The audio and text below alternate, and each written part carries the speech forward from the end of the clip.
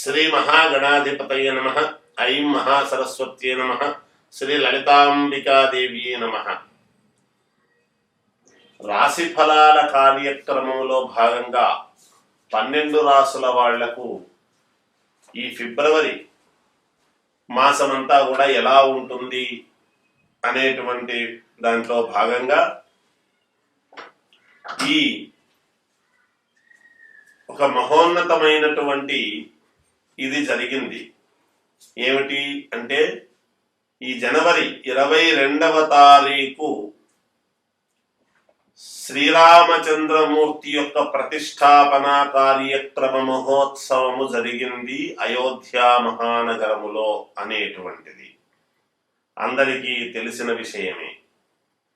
ఒక గ్రామంలో ఒక దేవాలయం ఉంటే ఆ ఊరికంతా కూడా ఎంత శోభ వస్తుంది.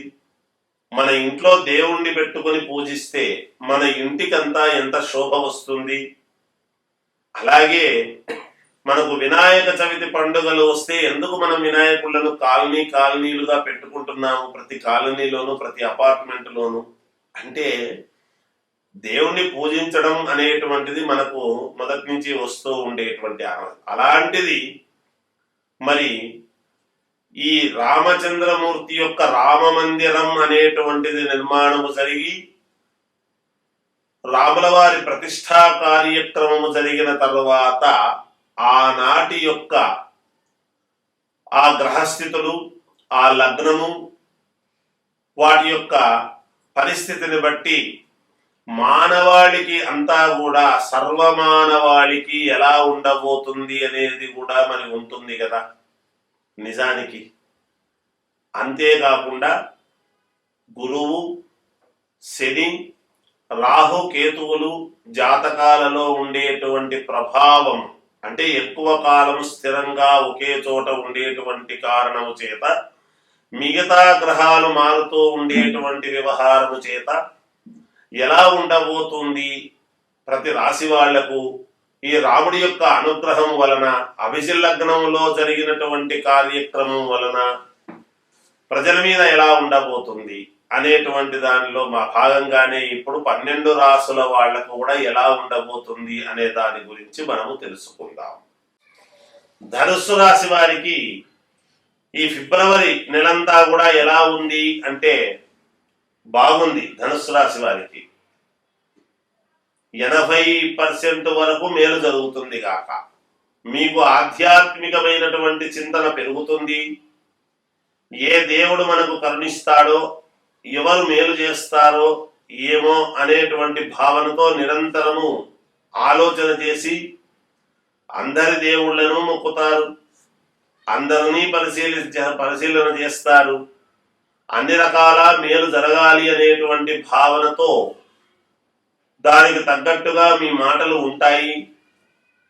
మాటలతో ఎదటి వాళ్లను బాగా మెప్పించగలిగినటువంటి సామర్థ్యము కలిగినటువంటి మీరు ఒక్కొక్కసారి ఏదో పొరపాటు మాట మాట్లాడి ఇది అన్నానే అనవసరంగా అని మీలో మీరు బాధపడేటువంటి విధానముగా ఉంటుంది గాక ఒక సందర్భములో.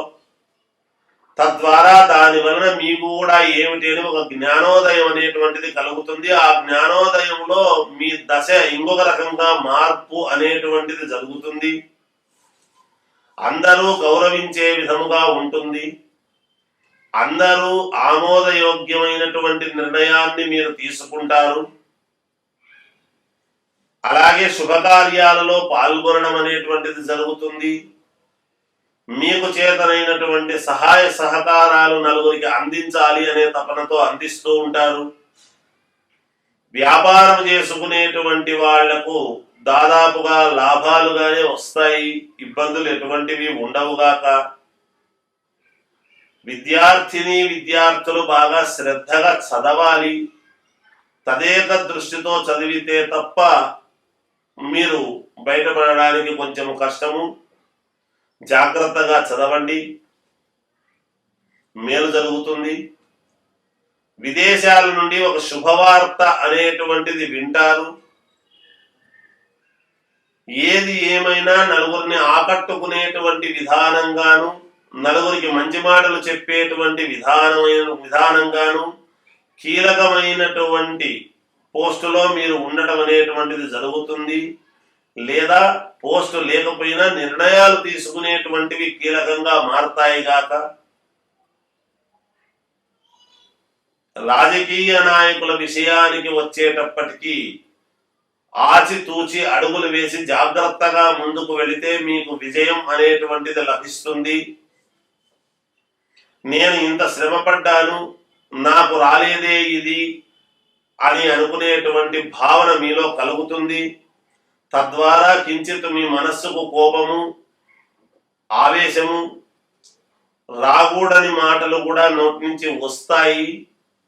అలా వచ్చి మళ్ళీ మిమ్మల్ని మీరు సమన్వయం చేసుకుని ముందుకు వెళ్ళేటువంటి విధానముగా ఉంటుంది గాక. ఏది ఏమైనా ధనుస్సు రాశి వాళ్లకు చాలా యోగదాయకముగానే ఉన్నది ఈ మాసమంతా కూడా, ఫిబ్రవరి మాసమంతా కూడా అని తెలియజేస్తూ జయోస్తు.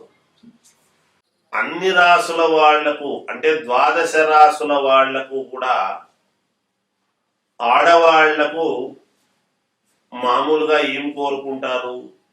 వాళ్ళ యొక్క సౌభాగ్యము మెండుగా, చల్లగా, సంతోషముగా, దైవానుగ్రహముతో జీవితాన్ని ముందుకు గడపాలి, మా భర్తకు అన్ని మేలు జరగాలి అనేటువంటి కోరికలు ఇట్లాంటివే ఉంటాయి.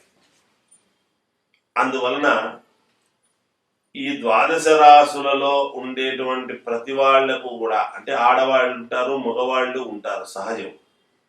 పరిహారాలు అనేటువంటివి కొన్ని ఉంటాయి. అవి పరిహారాలు అంటే దేనికి పరిహారాలు? పరిహారాలు అనడము కంటే మీకు కావాల్సినటువంటి కోరికలు నెరవేర్చుకోవటానికి అనేటువంటి మాట మేలు.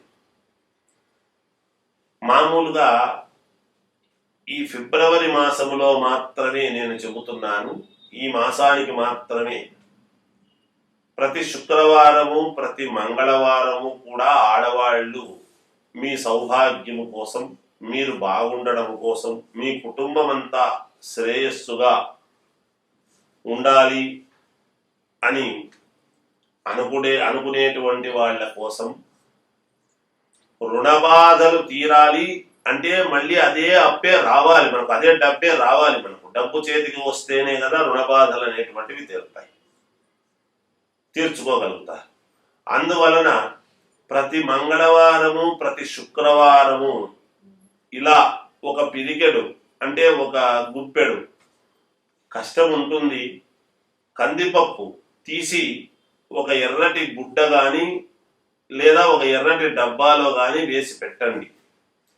వేసి పెట్టి మీరు చేసుకోవాల్సినటువంటి ఇది ఏమిటి అంటే కాళ్ళు మొహం కడుక్కొని సాయంకాలం పూట తీసి అలా పెట్టాలి, ఉదయం పూట కాదు. 6 గంటల నుండి 7:30 మధ్యలో చేయండి ఈ పని. ఒక కందిపప్పు అలా ఒక దాంట్లో పెట్టడం. ఇవన్నీ ఈ మాసం అంతా అయిన తర్వాత ఎన్ని మంగళవారాలు ఎన్ని శుక్రవారాలు వస్తాయో చూడండి.